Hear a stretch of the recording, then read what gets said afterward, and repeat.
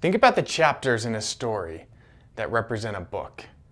Your goals represent a part of you, and you represent the bigger story. Start with one goal. Think about what would be rewarding for your life after you accomplish this one thing. Be really clear about what this goal means to you. It might sound odd to hear this, but be sure you understand the goal.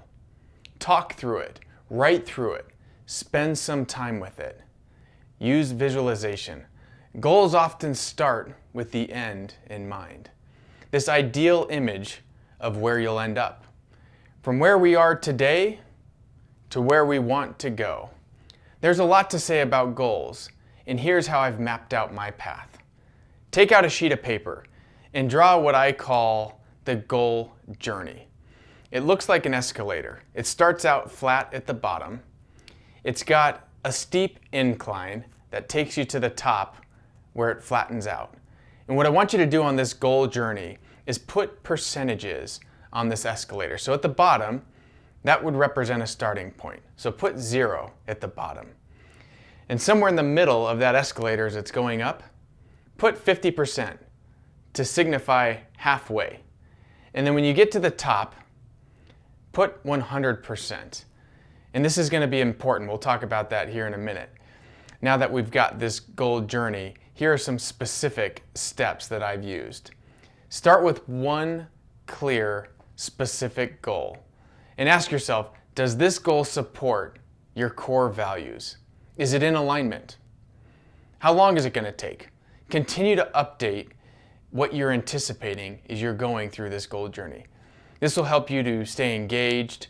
It'll help keep your pace, which will change throughout the course of the journey. It'll get a little bit slower as things get a little bit steeper. And then there will be certain points along the journey where you'll find that it's just sort of clicking along and it's going nice and smooth. Is it measurable? Your progress makes you a smaller statistic. Fewer people stay with it. I mean, it's as simple as that. You think about at the start of every year, everybody has a goal or everybody has a thought. And if you're like everybody else who's ever had a thought, well, you're at 100%, you're at ground zero.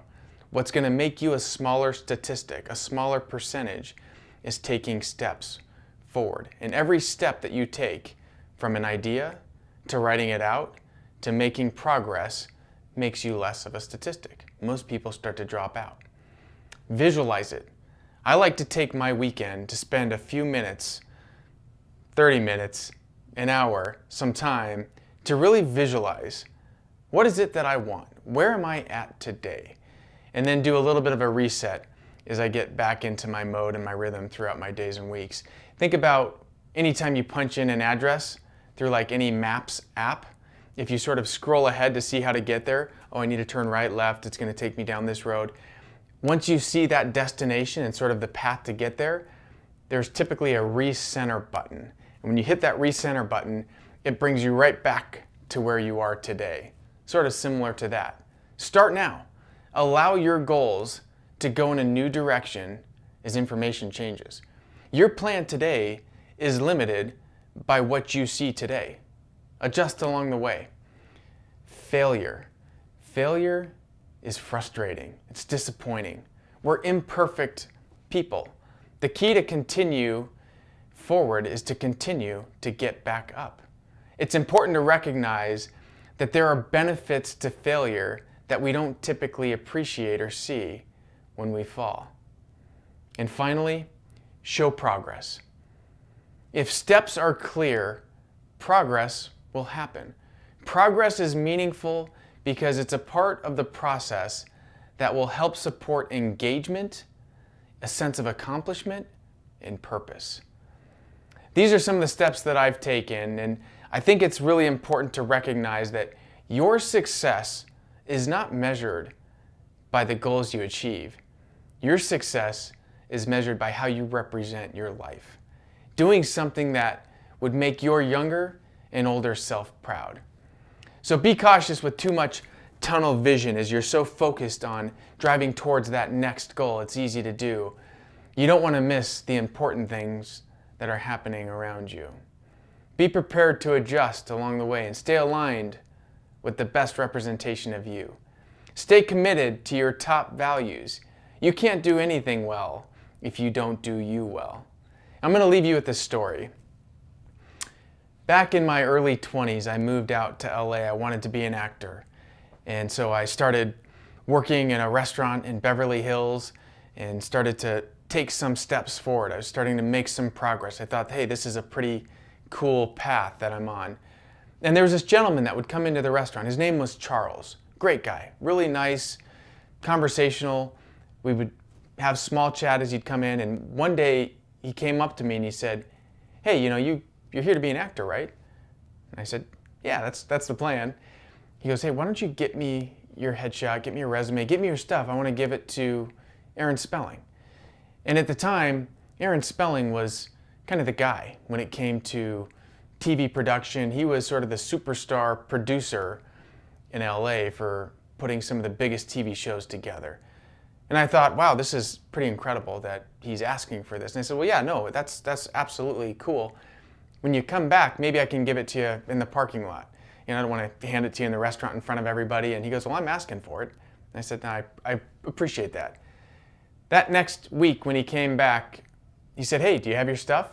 I said, yeah, I do. It's out in the car. Can we meet in the parking lot? So we went out there. And I remember, as I was handing it to him, I remember saying, Charles, I don't know why you're doing this, but, thank you. I really appreciate it. And he said, I've seen Aaron, it was so casual with it, I've seen Aaron take a guy like you and sort of take where you are and put you onto another path that really highlights what you're here to do. And I thought, that's pretty incredible. Thank you. I appreciate that. Sort of fast forward, a couple weeks later, Aaron Spelling had a dinner reservation at the restaurant. And he'd called ahead, somebody had called ahead, and they put his card on file. They wanted to pay for the dinner in advance. They were celebrating some doctor's birthday. And so they got to the restaurant. They're walking in with their entourage. There was security that was walking in separately to sit at a separate table. And as they were getting seated, I was sort of on this side of the restaurant, and I put my eyes on the table, and I connected with Aaron and thought, wow, he's looking right at me. That's kind of neat. I'll go over there in just a minute as they're getting settled in. Moved to the other side of the restaurant. So I was over here, now I'm going over to this side of the restaurant. I'm checking in on another table, and I look up to see, sure enough, he's looking at me, and he waves me over. So I walk over to the table. I was going to take care of him. They didn't know that yet. And he said, where do I know you from? And I said, I don't know, sir. And he said, I have your picture on my desk. So you want to be an actor? And I said, I do. I'm here to take care of you tonight. Maybe we can start out with a bottle of wine. How's everybody doing? My name's Damian. And I kind of went into the spiel. And nothing ever happened from that encounter.